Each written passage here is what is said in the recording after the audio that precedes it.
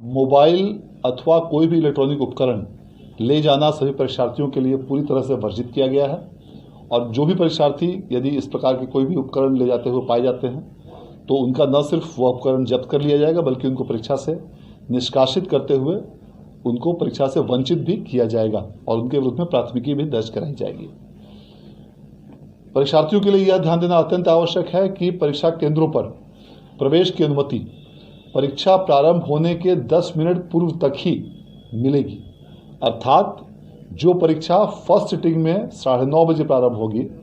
उस परीक्षा केंद्र पर परीक्षार्थी को 9:20 तक हर हाल में पहुंचना अनिवार्य होगा और जो परीक्षा द्वितीय पाली की 1:45 से शुरू होगी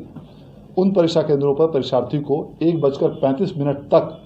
पहुंचना अनिवार्य होगा। इसके बाद इस समय सीमा के बाद जो भी परीक्षार्थी यदि परीक्षा केंद्र पर पहुंचेंगे तो उन्हें परीक्षा में बैठने की अनुमति नहीं दी जाएगी। यह ध्यान देना इसलिए आवश्यक है क्योंकि ऐसा देखा गया है कि कुछ विद्यार्थी जो इसका अनुपालन नहीं कर पाते हैं, जो इस समय सीमा के बाद पहुंचते हैं, उनकी परीक्षा छूट जाती है और फिर उनका पूरा वर्ष या तो व्यर्थ हो जाता है या उनको वैकल्पिक माध्यमों से अन्य परीक्षा में कंपार्टमेंटल या विशेष परीक्षा या अन्य जो भी वैकल्पिक उनके लिए माध्यम उपलब्ध हों उसमें बैठने की बाध्यता होती है। इसलिए यह अत्यंत आवश्यक है कि सभी परीक्षार्थियों से मैं अपील भी करना चाहूँगा कि आप निर्धारित समय से काफ़ी पूर्व परीक्षा केंद्रों पर पहुँचें और यह जो समय सीमा 10 मिनट की दी गई है यह अधिकतम सीमा है, इससे भी आप काफ़ी पहले पहुँचें ताकि आपको परीक्षा केंद्रों पर प्रवेश में किसी भी प्रकार की दिक्कत ना हो और ट्रैफिक जाम या इत्यादि अन्य किसी भी प्रकार की यदि जिले में कोई समस्या होती है उसके कारण आपको परीक्षा में किसी प्रकार की कठिनाई नहीं हो। इस परीक्षा केंद्रों पर पूरी तरह कड़ाई के साथ कदाचार रहित और स्वच्छ परीक्षा कराने के लिए बिहार विद्यालय परीक्षा समिति द्वारा सभी जिलों के डीएम्स को और एसपीज को आवश्यक दिशा निर्देश निर्गत किए गए हैं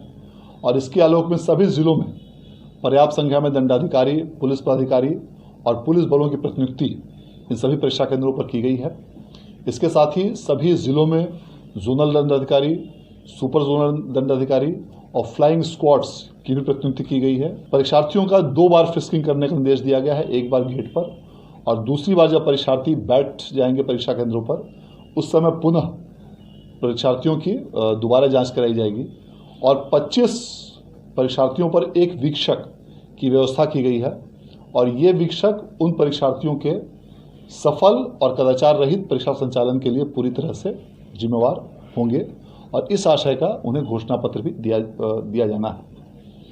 सभी परीक्षा केंद्रों पर संबंधित जिलों के संबंधित पदाधिकारियों द्वारा धारा 144 लागू कर दी गई है और इसके साथ साथ परीक्षा केंद्रों पर सीसीटीवी की भी व्यवस्था की गई है और प्रत्येक 500 परीक्षार्थियों पर वीडियो कैमरा की भी व्यवस्था की गई है और इसके अलावा परीक्षा केंद्रों के बाहरी भागों में भी वीडियोग्राफर की भी व्यवस्था की गई है।